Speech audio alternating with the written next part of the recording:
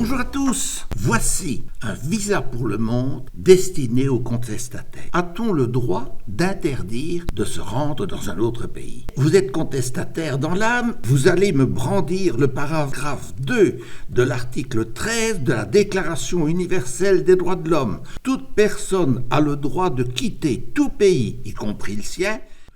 Ne bouclez pas votre valise car il est aussi prévu que les États sont autorisés à soumettre le droit de quitter le pays à des restrictions nécessaires. C'est justement le cas car l'arrêté ministériel se base sur l'article 182 de la loi du 15 mai 2007 relative à la sécurité civile. Le ministre ou son délégué peut, en cas de circonstances dangereuses en vue d'assurer la protection de la population, obliger celle-ci à s'éloigner de lieux ou de régions particulièrement exposées.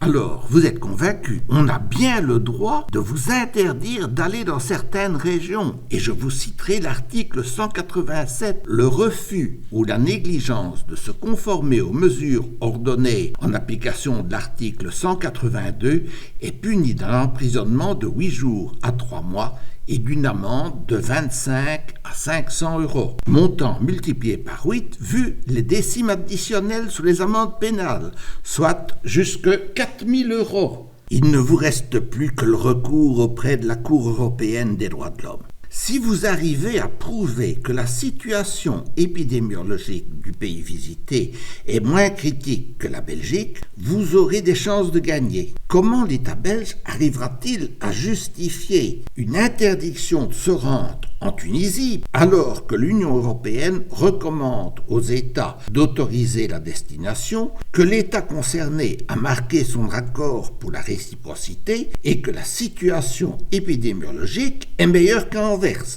J'attends une réponse. Par contre, pour le Maroc, la réponse est toute trouvée. Le pays souhaitait remplir ses hôtels avec le tourisme intérieur et les Marocains résidant à l'étranger, et donc de ne pas accepter les autres touristes. Un accord de réciprocité est exclu. L'exercice du droit de quitter un pays ne peut faire l'objet d'aucune discrimination fondée notamment sur l'origine nationale. Si vous voulez malgré tout aller faire du tourisme dans un pays interdit, n'oubliez pas que vous n'êtes pas couvert par votre assurance, que le rapatriement ne peut être garanti si les vols commerciaux sont supprimés ou si les frontières sont fermées, et que la quarantaine est obligatoire à votre retour en Belgique. C'est donc la pire idée que vous pourriez avoir. Contentez-vous des destinations autorisées. Bonne semaine à tous, au revoir.